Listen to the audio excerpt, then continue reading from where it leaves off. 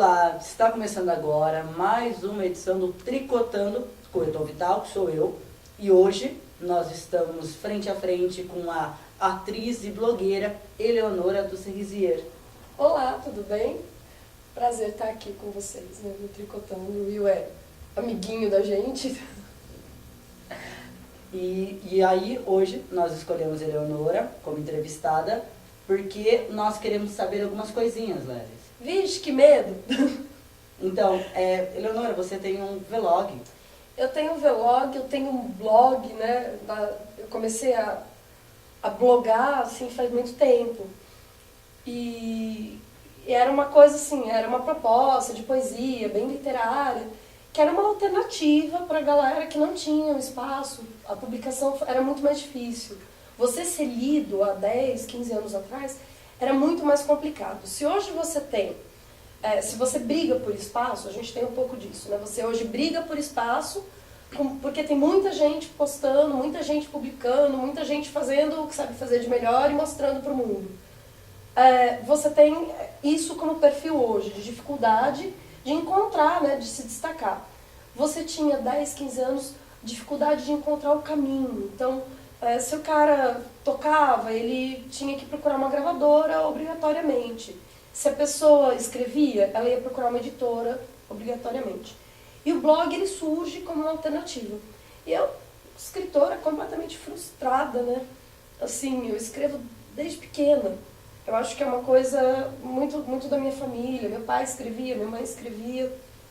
Era uma coisa que a gente fazia meio... Eu já comentei, como família. Um escrevia, mostrava para os outros na hora da janta. Era bem assim que funcionava. E eu comecei a blogar, né? Virou verbo, né? Comecei a blogar. Eu criei um blog de poesia, Cobras e Lagartos, que não é por causa daquela novela detestável que eu ainda bem não assisti, essa novela. Eu sou conhecida também pela... Eu não gosto de nada, né? Eu reclamo de tudo. Sim. Eu reclamo da passagem de ônibus, eu reclamo da polícia, eu reclamo de não sei o quê. Mas, poxa, eu não reclamo sem fundamento, né? Eu acho que... Eu não reclamo e fico sentada.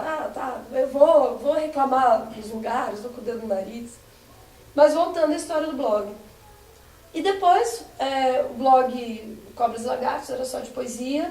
Ele ficou pequeno, porque eu tinha de proposta literária, e surgiu o Catálogo Suicida. Catálogo Suicida. Sim. Que é uma proposta de agregar várias outras formas. E dentro disso, inclusive foi você que me motivou. Por que você gosta de cinema? Por que você não faz uma crítica de cinema? Eu falei, puxa, mas as minhas críticas elas são tão longas. Era sempre uma dificuldade que eu tinha de sintetizar. Eu não consigo escrever em 1000 toques, falar sobre, eu vou falar sobre, não sei, um dos últimos filmes assim que me encantou, que foi o Albert Nobbs com a Glenn Close. Vou falar em 1000 toques sobre o filme, eu não consigo. Eu preciso falar em 3, em 4, em 5 páginas. Sim. E aí as pessoas não leem, é óbvio que não leem, as pessoas querem tudo ligeiro, né? A gente está numa sociedade de velocidade, de adrenalina, não é na velocidade. As pessoas estão tão pegas de adrenalina que elas querem tudo rapidinho, vai logo, vai logo. E você falou, faz alguma coisa de cinema, e acabou surgindo o Sessão Privada. Sim. Sessão Privada é um vlog que acontece numa privada, e a gente fala sobre, né, eu falo sobre cinema. É muito legal, eu acabo tendo a participação atrás das câmeras do meu namorado, Dan Baldassari, que faz a filmagem, tudo. E a gente tem essa proposta de fazer análises de cinema pouco usuais, né? E quando eu falo assim, pouco usual, o mote do vlog é analisar um filme dentro do banheiro. Então, se o filme é muito ruim, a gente joga o filme na privada, na descarga. Se o filme é bom, beleza, a gente corta.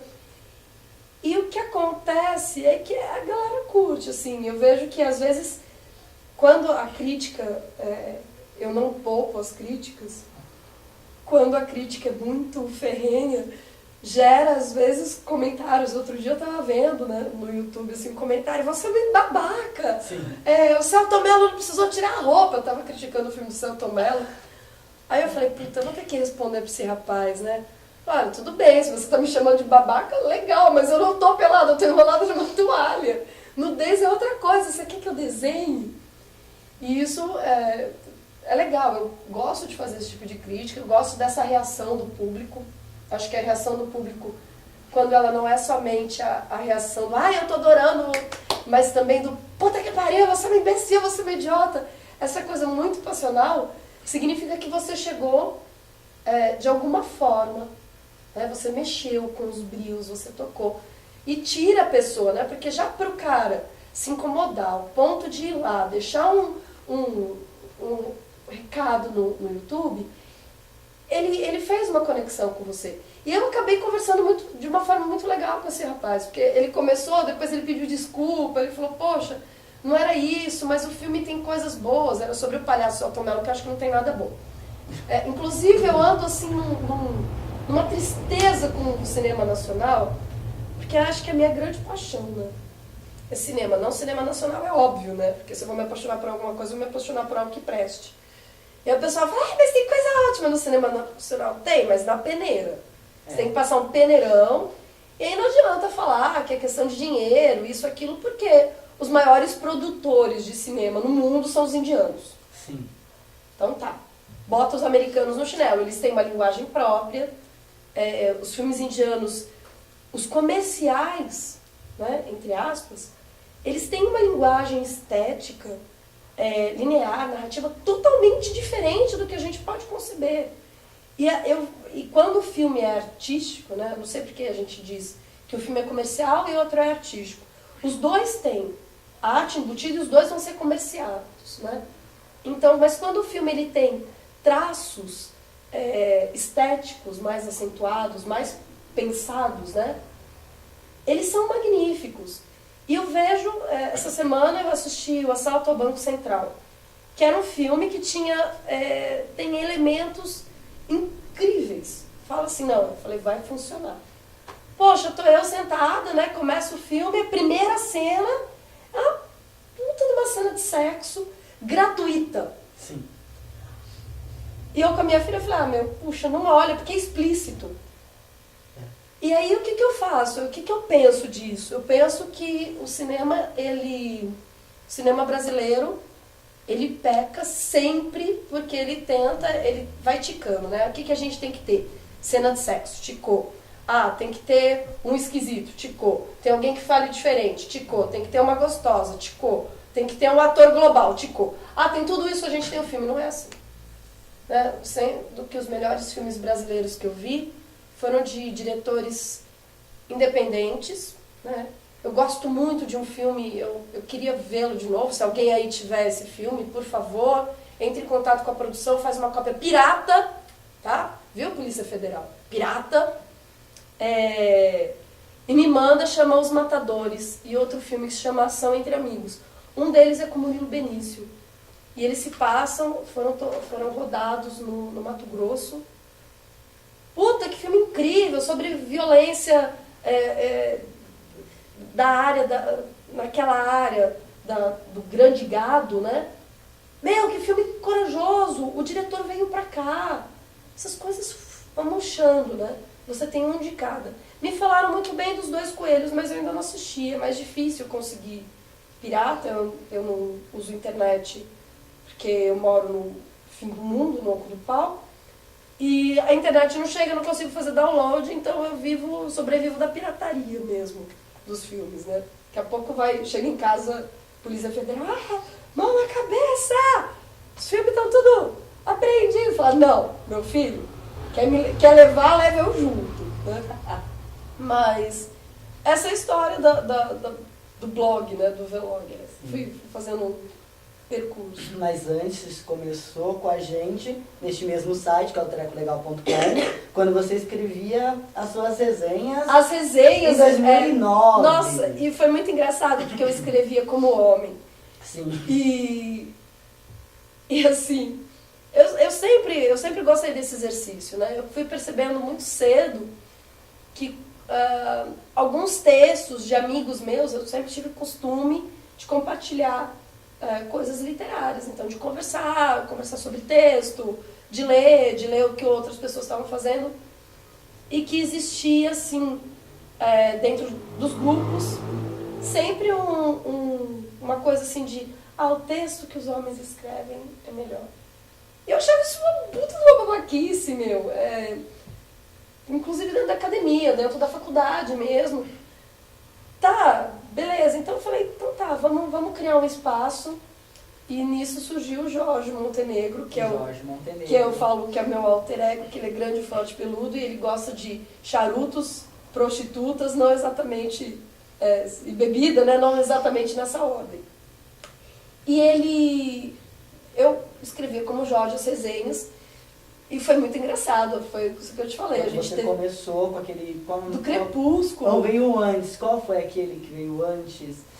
Fim do Mundo, 2012. 2012 é Os Carros Saltitantes, do John Cusack.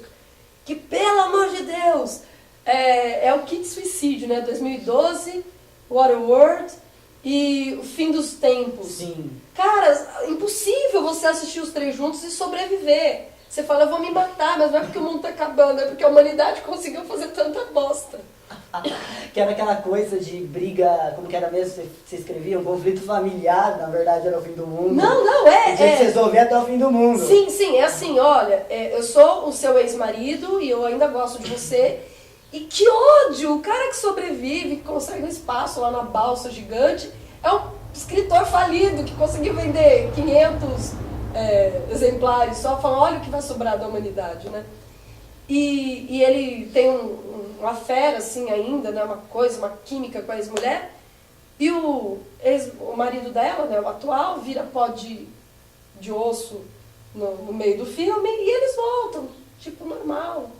Legal, vou ter que mais morrer, eu vou ficar com quem? Exatamente, o mundo já acabou mesmo, estou eu aqui, né? Poxa, eu sou a Amanda Pett. E eu já fiz um monte de filme legal, mas eu tenho que sujar a minha carreira com isso, que nem o John Cusack, que fez Alta Fidelidade, fez coisas bacanas, mas, poxa, por que eu posso passar com a minha carreira incólume, né? Vou sujar ela, né? Beleza, é isso. E depois fez Crepúsculo, que tinha também um codinome, né? O Crepúsculo? O Crepúsculo eu fico indignada. Eu vou falar uma coisa aqui, o pessoal vai, que bosta. Eu acho excelente os outros 3 filmes da série. Eles são bem feitos. Tá. Independente da história, do quanto aquilo é uma tentativa. Tentativa não, né? Porque eu ainda vou escrever alguma coisa sobre isso. Eu acho que ela recria um ideal de homem para uma faixa etária que já cresceu sem um pai presente em casa. Então, por que Crepúsculo vendeu tanto? Porque a gente não tem mais homens como os descritos, a gente não tem mais núcleos familiares como os descritos ali.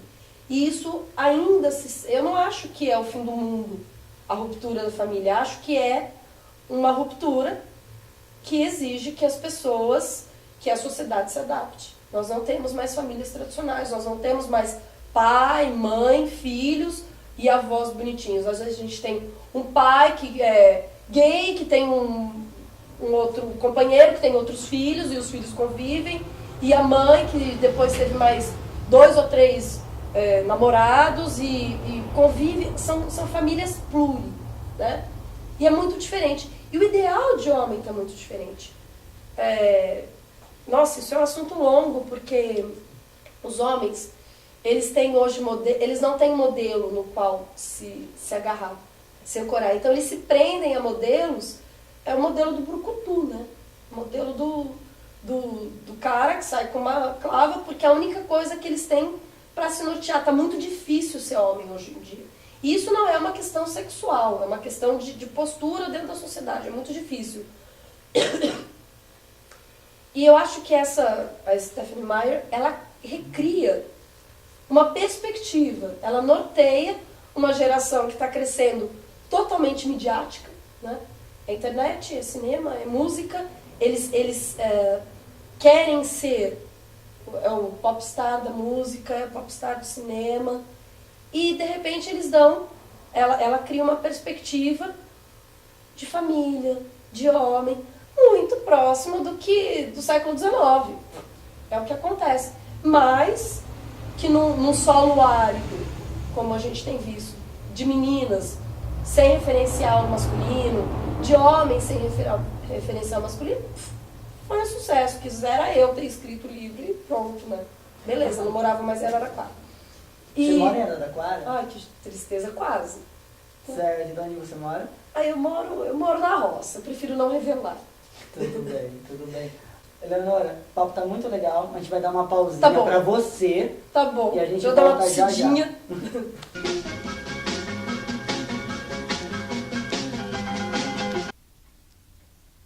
Domingão à tarde, bate aquela fome, o que fazer? Pega as crianças e vem pra Bueno comer as coxinhas douradas de Bueno de Andrada.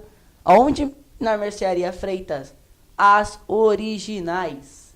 Isso mesmo, a Mercearia Freitas não tem franquia. Então você só pode comer as deliciosas, as formidáveis, as fantásticas coxinhas de Bueno. Aonde? Na Mercearia Freitas. Tem coxinha de frango, brócolis, camarão, carne seca, bacalhau, um monte de sabor. Tem um molhinho especial, um amplo espaço. E aonde é? Em Bueno de Andrada. E o telefone? 3335-4176. De novo, 3335-4176. E lembrando, São Carlos, Araraquara, Ibaté, Ribeirão, seja onde for, as coxinhas originais só na Mercearia Freitas, em Bueno de Andrada. Problemas com português? Já basta, né?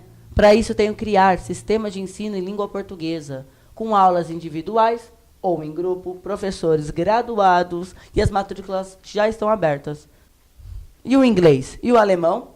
Para isso, tem a Aptitude Idiomas, que também tem cursos individuais ou em grupos, e seus professores graduados.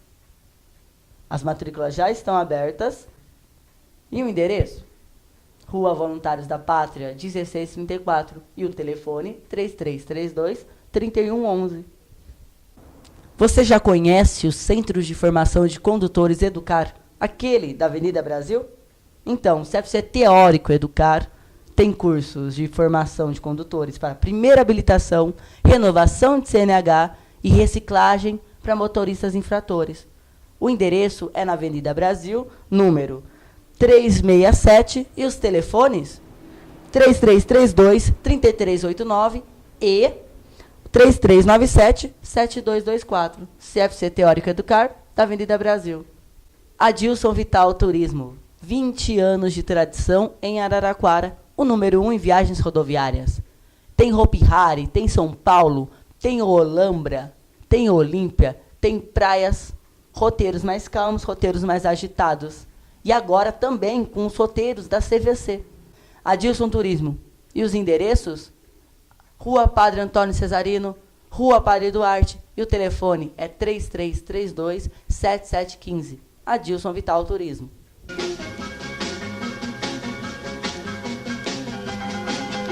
Estamos de volta e estamos hoje com a atriz e blogueira Eleonora do Cerisier. Eleonora, agora vamos falar, já falamos de cinema, vamos falar de teatro? Tá certo. Lelis, você é de uma família de artistas ou não? O que você pode dizer sobre isso? Eu sou de uma família sempre envolvida com teatro, né? Engraçado, não só teatro, mas também música. A família da minha mãe, eles tiveram, né, os tios, os avós tiveram um grupo, né, um quarteto musical no Rio Grande, violoncelo, violino, é interessante isso. Isso vem da família, né? A gente sempre teve essa coisa da cultura, de artes em geral. E meus pais foram extremamente ligados ao teatro em São Paulo. Meu pai participou do Arena, foi aluno do Kuznet, né, Eugênio Kuznet, e veio para cá. E eu cresci com os meus pais, com grupos de teatro, viajava, às vezes me levava, às vezes não. E eu tinha ódio de teatro, ódio, assim, mortal.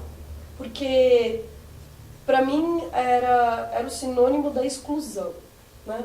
Meus pais iam viajar, iam representar, e eu ficava em casa. Que merda, né? Para uma criança, né? Super hiperativa e tal.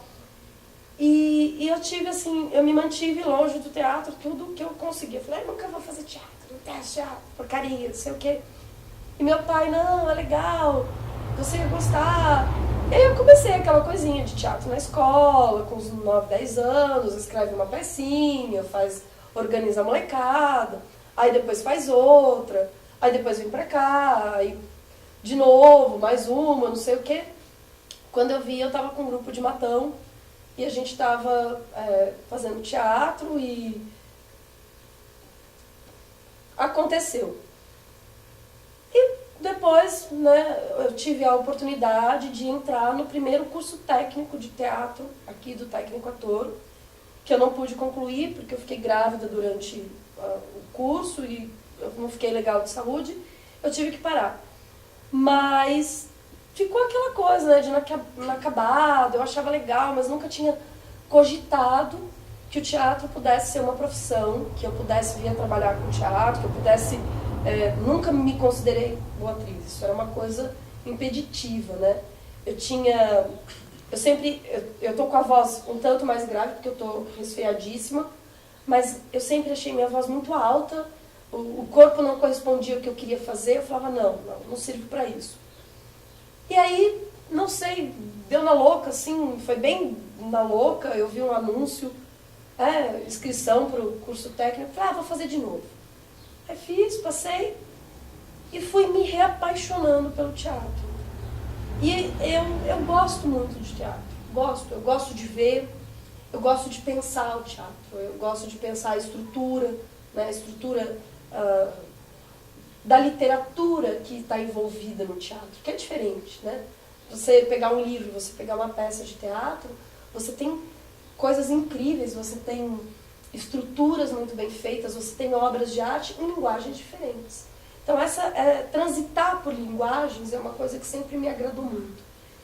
E hoje eu me vejo assim, sentindo falta de ir para o palco de novo, né? Por N motivos, eu tive experiência com teatro infantil que, credo, teatro infantil eu não gosto. O pessoal fala, não, eu não acho legal. Eu gosto de algumas coisas no teatro infantil, a gente tem uma experiência com teatro de sombra, eu acho muito legal, mas essa personificação para o infantil, eu acho ela exaustiva, cansativa, nula, eu não acho que ela me acrescente em nada enquanto atriz, assim, não me acrescentou em nada. Eu acho que o exercício é muito mais um exercício comercial, de como eu vou vender e fazer a criança ficar entretida durante 1 hora, ou 45 minutos, que é o tempo básico, e muito menos um exercício artístico. Claro que há pessoas que transformam isso na sua arte. Eu não tenho talento algum para teatro infantil, detesto, né? Gosto muito do teatro de sombra, do teatro de bonecos, mesmo voltado para a criança. Eu acho que permite que você seja menos cretino na linguagem, né? Teatro infantil, às vezes, ele me irrita um pouco, essa coisa do né, e achar que a criança vai acreditar numa coisa que, né? Não sei também, as crianças estão meio cretinas hoje. Então, né, culpa dos pais, culpa da falta de pais, os pais não educam, né, a gente não tem coisas de qualidade para o grande público, né? Tem, uma vez ou outra, não vou dizer que nunca aparece, mas você tem um esvaziamento muito grande, um afunilamento de qualidade absurdo, e isso está se refletindo numa sociedade de boçais, né? De pessoas que vivem no mais do mesmo.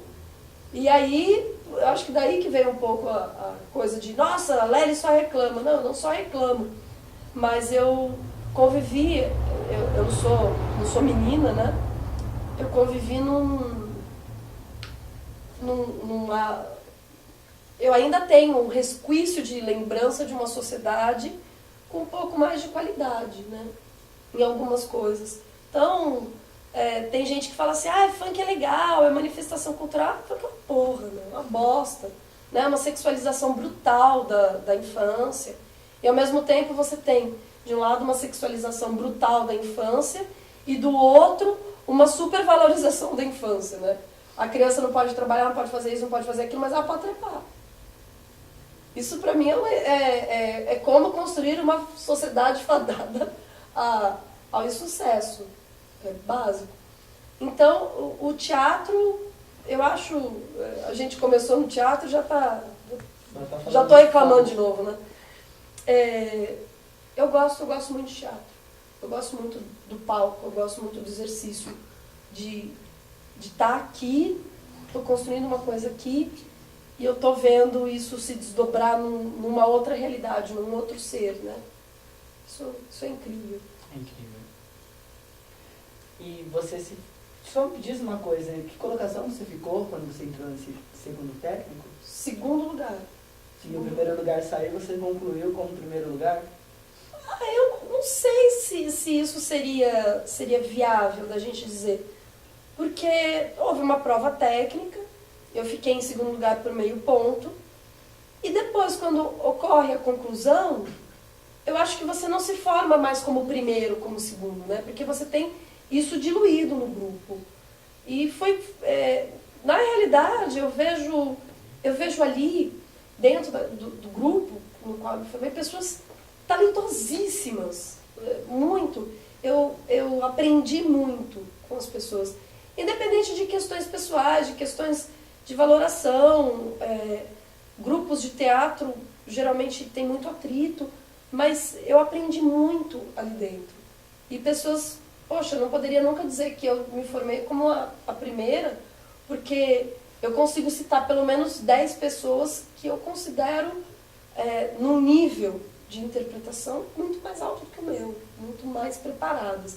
Eu sou desbocada, sou debochada, né? Coisa que eu nunca tinha pensado em fazer, que era o humor, porque eu me achava muito séria. Ao longo da vida eu falar, não, não existe isso em mim, né? Então, assim, eu sou extremamente canastrona. Não existe a possibilidade de que eu seja considerada uma boa atriz em coisas muito sérias, né? Bem por aí, mas... Mais uma perguntinha. Como tá pra você? O que você vê da cultura em Araraquara? Como tá a situação? Nossa, mas você quer me fritar, né? Pega um óleo, frigideira, manteiga. Pelo amor de Deus, vocês deixam ele fazer esse tipo de pergunta?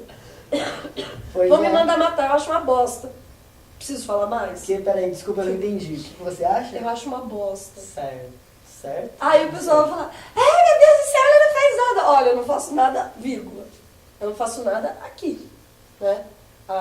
Eu acabo me incomodando muito. Tem pessoas muito talentosas.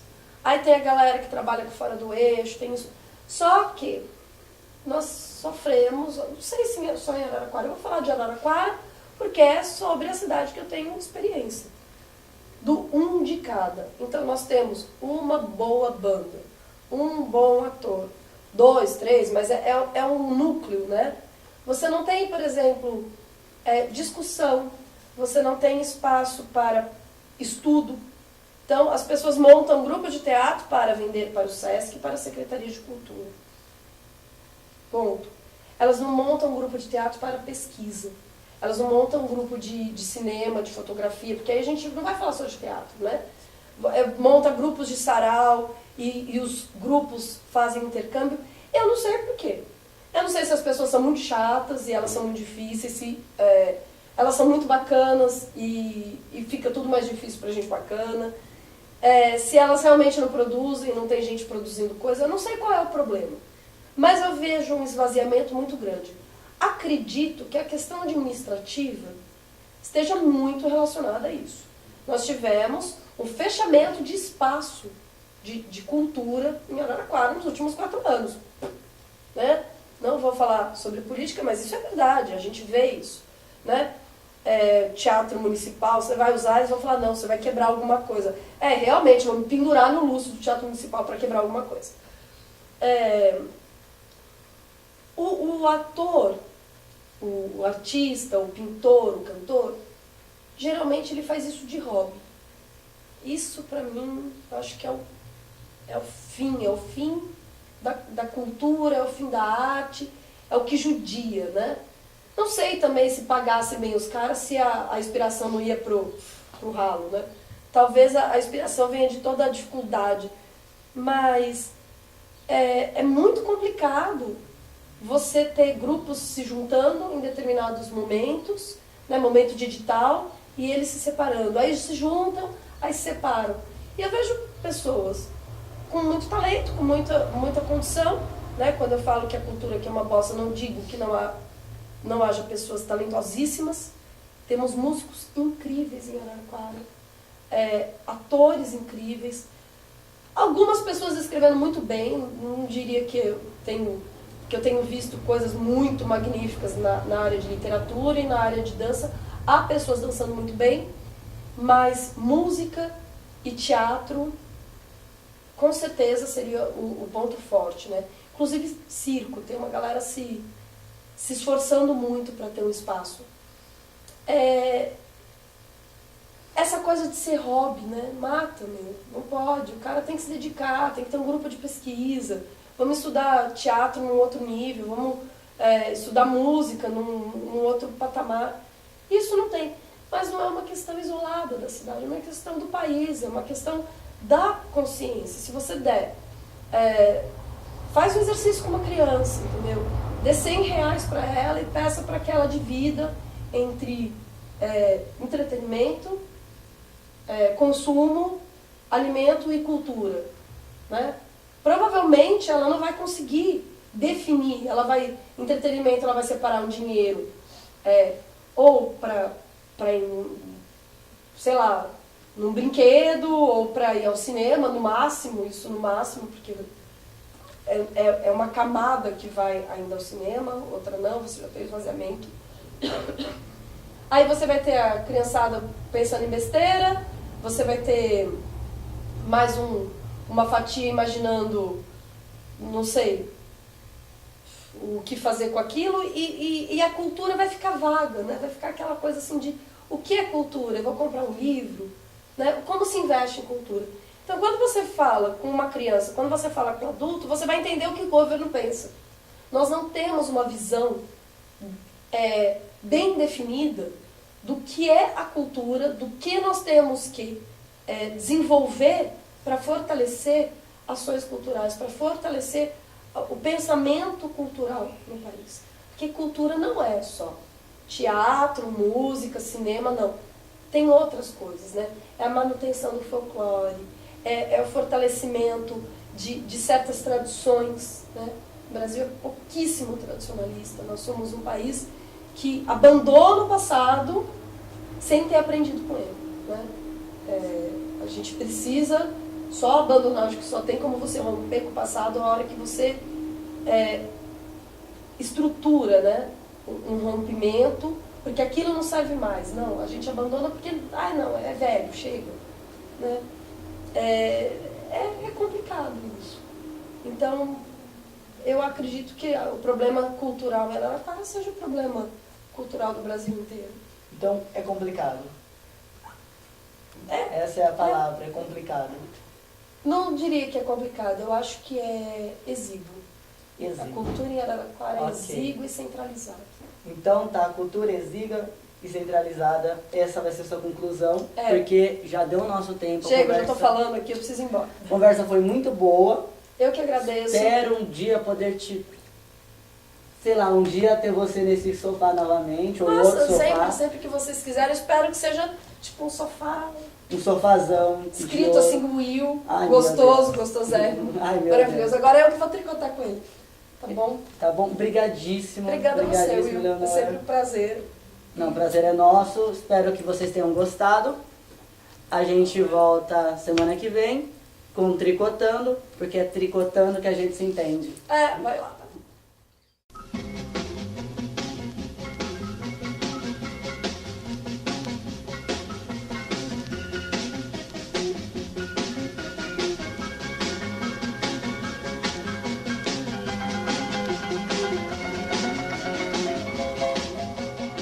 Várias outras formas. E dentro disso, inclusive foi você que me motivou, por que você gosta de cinema? Por que você não faz uma crítica de cinema? Eu falei, puxa, mas as minhas críticas elas são tão longas, era sempre uma dificuldade que eu tinha de sintetizar. Eu não consigo escrever em 1000 toques, falar sobre, eu vou falar sobre, não sei, um dos últimos filmes assim que me encantou, que foi o Albert Nobbs com a Glenn Close. Vou falar em 1000 toques sobre o filme, eu não consigo. Eu preciso falar em 3, em 4, em 5 páginas. Sim. E aí as pessoas não leem, é óbvio que não leem, as pessoas querem tudo ligeiro, né? A gente está numa sociedade de velocidade, de adrenalina, não é na velocidade. As pessoas estão tão pegas de adrenalina que elas querem tudo rapidinho, vai logo, vai logo. E você falou, faz alguma coisa de cinema, e acabou surgindo o Sessão, que era uma alternativa para a galera que não tinha um espaço, a publicação era muito mais difícil. Você ser lido há 10, 15 anos atrás era muito mais complicado. Se hoje você tem, se você briga por espaço, a gente tem um pouco disso, né? Você hoje briga por espaço, porque tem muita gente postando, muita gente publicando, muita gente fazendo o que sabe fazer de melhor e mostrando para o mundo. Você tem isso como perfil hoje, de dificuldade de encontrar, né, de se destacar. Você tinha 10, 15 anos, dificuldade de encontrar o caminho. Então, se o cara tocava, ele tinha que procurar uma gravadora obrigatoriamente.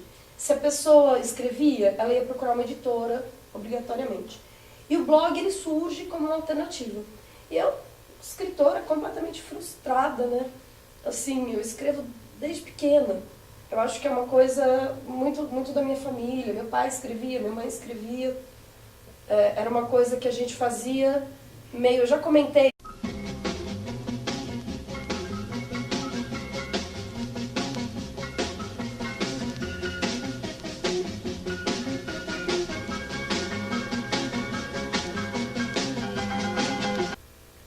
Olá, está começando agora mais uma edição do Tricotando com o Eton Vital, que sou eu.